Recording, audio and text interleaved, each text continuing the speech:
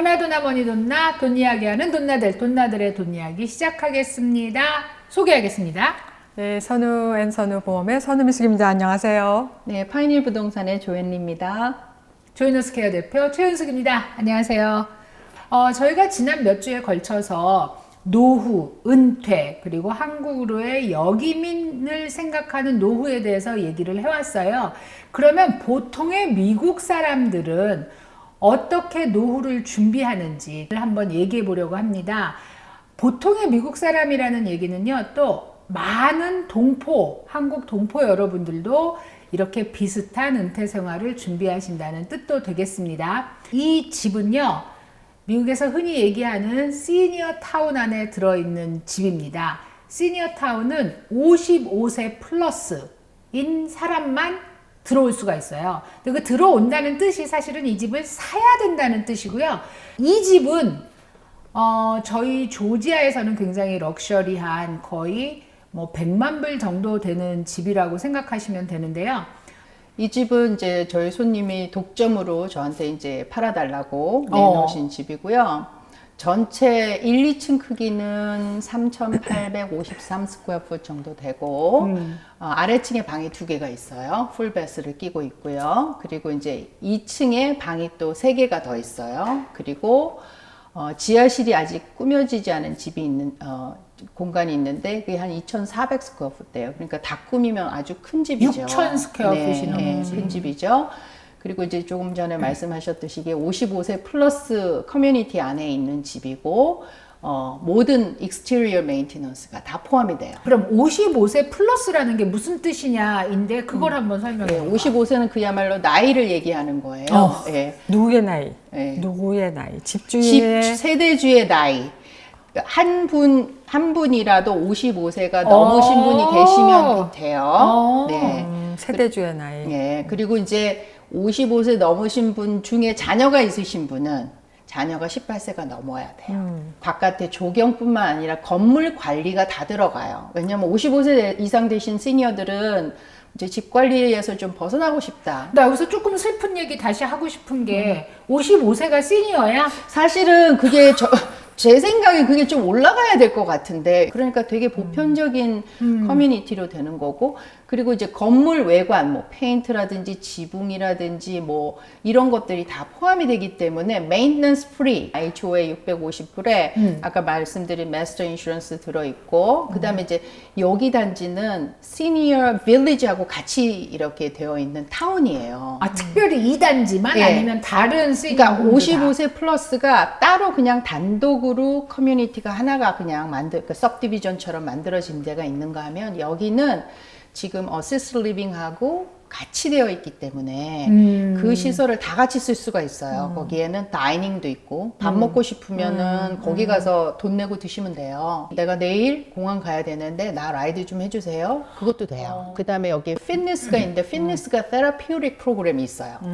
그래서 내가 뭐 다리가 좀 불편하다, 그럼 나는 가서 개인 피트니스를 받겠다, 그럼 그것도 가능하세요. 돈은 내고? 돈은 내고. 그리고 이제 이 안에 그 큰 그 센터가 있는데, 그 센터가 온갖 프로그램이 다 있어요. Everyday social 프로그램이 있어요. 빙고 나이트, 트리비아 나이트, 뭐 이런 게 있어요. 그리고 아트 클래스도 있고, 그래서 그걸 하고 싶다 그러면 그것도 조인할 수 있어요. 그리고 이제 커뮤니티 풀이 있는데, 풀은 히리드 풀이에요. 풀, 카바나 이런 거 다 있고, 그 다음에 여기 이제 조그만 트레이도 있고, 그 다음에 여기서 이 단지는 바로 뒤에 타겟까지 걸어서 갈 수 있어요. 그러니까 가까이 뭐 그로서리 쇼핑 하실 수도 있고. 그럼 그로서리 쇼핑 가는 버스도 주기적으로 갈 수도 있겠네? 갈 수 있어요. 예, 그런 게 다 돼요. 그래서 이 단지 안에 사시는 분들은, 예를 들어서 내가 닥터 어포인먼이 있는데 누가 나를 데려다 줄 사람이 없어. 그럼 그것도 가능하고, 쇼핑도 되고, 손톱 발톱 하러 가실 수도 있고. 이 안에서? 이 안에서 라이드를 이용해서 가실 수도 있고, 그리고 뭐 병원 가는 것뿐만 아니라 뭐 나들이 가실 때도 버스를 이용해서 가실 수가 있고. 그러니까 그런 서비스가 다 돼요. 그러니까 내가 살면서 필요한 자식들을 불러야 되는 그런 것들, 또는 전문가의 도움이 예를 들면 그것도 돼요. 메디컬 얼러트, 이것도 돼요. 이제 미국에서 우리가 은퇴 후에 어떤 커뮤니티를 얘기한다라고 하면 제일 먼저 이런 55 플러스라고 불리는 시니어 홈, 커뮤니티. 시니어 커뮤니티가 있는 이런 집들이 있어요. 그래서 이건 개인 재산이야. 본인이 이 집을 사서 이 커뮤니티 안에 살면서 HOA라고 하면은 관리비를 매달 정기적으로 내고 서비스를 받고, 그 다음에 자기가 원하는 뭐 다른 서비스들도 그 건건마다 돈을 내야 돼요. 그 다음이 우리가 인디펜던트 리빙이라는 또 다른 그 시니어 구조가 있어요. 인디펜던트 리빙은 이제 사는 게 아니라 쉽게 말하면 이제 아파트 개념으로 매달 5,500불에서 6,000불 정도의 돈을 내고 방 2개짜리 렌치홈을 빌리는 거예요. 그래서 처음에 한 번 들어올 때 3,500불이라는 이니시에이션 피, 디파짓만 내시면 매달 한 6,000불 정도 돼요. 그 돈을 내면 거기서 일주일에 한 번 와서 청소도 해주고 호텔처럼, 그리고 쓰레기 픽업도 해주고 이 안에 있는 모든 부대 시설을 이용할 수가 있고, 또 그 6,000불 안에는 컨티넨털 브렉퍼스트가 포함이에요. 런치하고 디너는 나는 거기만 먹기 싫고 밖에 나가서 먹거나 내가 해 먹고 싶다 하실 수 있어요. 네, 그런 게 되고, 아까 이제 피트니스 센터에서 테라피 받는 거 이런 거 포함이고, 그다음에 모든 그 센터 안에 액티비티에 자기가 아무 때나 조인하실 수 있어요. 네, 그게 다 포함이에요. 그 인디펜던트 리빙이 있고, 그 다음이 어시스티드 리빙이라는 또 다른 구조가 하나 있어요. 이제 이렇게 피라미드처럼 올라가는 거야. 어시스트 리빙은 조금 사이즈가 작아요. 방이 좀 작아요. 어떤 거 스튜디오도 있고 원베드룸도 있고 투베드룸도 있고, 이제 그거에 따라서 가게 되는데 조금 더 비싸요. 어시스트 리빙이 그거보다는. 그렇고 거기는 다 삼시세끼가 다 포함이야. 왜 식사를 못 해 드시니까. 메모리 케어 쪽으로 해야 되면 이 안에는 알츠하이머 어소시에이션에서 어프로브된 프로그램이 있어요.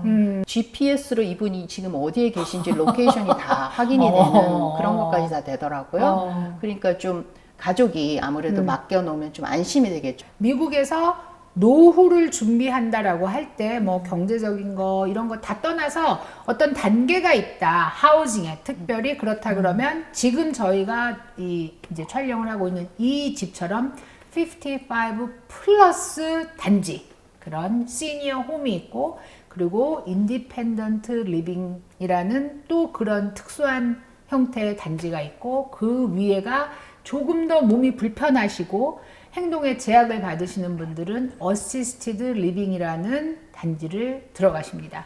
그리고 이제 널싱홈을 가시죠. 은퇴 후에 쇠약해지는 우리 자신이 어떤 단계를 거쳐서 갈 수 있는 그 하우징의 형태라고 볼 수가 있어요. 이제 한국에 대해서 우리가 얘기할 때는 실버타운 얘기를 굉장히 많이 하잖아요. 그럼 실버타운은 도대체 어디에 속하는 거냐 이거지. 우리가 지금 말한 것 중에서 인디펜던트 리빙과 어시스티드 리빙의 가운데쯤에 해당되는 형태고, 미국에선 이게 그겁니다라고 말하기는 좀 어려운 것 같아요. 동포 사회를 예로 들면 어르신들을 위한 시니어 프로그램이 각 교회마다 있어요. 그게 저희가 사는 지역에서는 수요일 날 하는 교회 있고, 금요일 날 하는 교회 있고, 토요일 날 하는 교회가 있어요. 그리고 노인회라는 모임이 또 있어요. 그 노인회가 또 매주 목요일 날 모여요. 그렇게 따지면 진짜 백수가 과로사 한다 이런 얘기를 할 만큼 어르신들이 월요일부터 일요일까지 매일 뭔가를 하실 수 있으세요. 적은 돈으로. 본인이 그만한 에너지가 있을 때. 에너지가 있을 때가 되게 중요한 거죠. 그러니까 아까 이제 제가 잠깐 사석에서 사실은 본인의 문제다 이렇게 얘기를 한 게, 적극적으로 찾아다닐 생각이 우선은 있어야 돼요. 누가 나 좀 구해줘가 아니라 내가 그렇지. 스스로 나를 구해야 되는 거예요. 인간 누구나 다. 그럼. 나만 특별한 게 아니고. 그 다음에 돈을 써. 이 그러니까. 얘기예요. 돈을 써. 왜냐하면 간병인도요, 1시간에 얼마씩 하면은 와요, 집에. 그런데 그 돈을 낼 마음은 없으신 거죠. 그리고 또 하나가 어시스티드 리빙을 말씀하시잖아요. 최소한 4,000불이에요. 최소한. 어시스티드 리빙에 들어갈 때. 그런데 우리 그 1세대 이민자들의 가장 큰 문제가 뭐냐면, 내가 가진 재산은 내 자식한테 물려주고 싶고, 이 재산은 지키는 상태로 이 서비스를 받고 싶어. 그러니까 두 개 다 오겠다는 거죠. 그러니까 그러니까 안 양손에 돼요. 떡이지 언니. 양손에 떡을 다 두 마리 토끼를 다 잡게 해달라.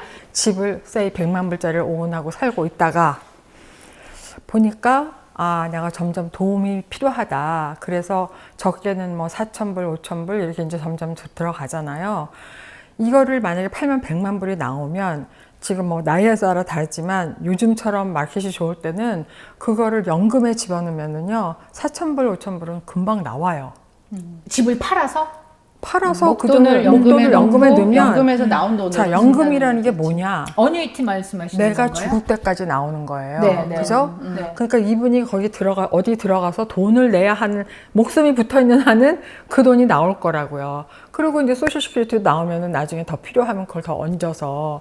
그러니까 뭔가를 하나를 포기를 할 생각을 하면 방법은 충분히 있는데 아까 얘기한 것처럼 이것도 안 넣고 저것도 안 넣고 그리고 이거는 얻고 싶고 이러니까 안 되는 거라고요. 우리가 어시스트 리빙을 이렇게 얘기할 때 굉장히 조심스러운 거는 야, 씨, 한 달에 4,000불이라고? 미친 거 아니야? 이렇게 말씀을 하시니까. 그런데 언니가 가지고 계신 집을 어뉴이티에다가 넣으세요. 그러면 죽을 때까지 나오잖아요.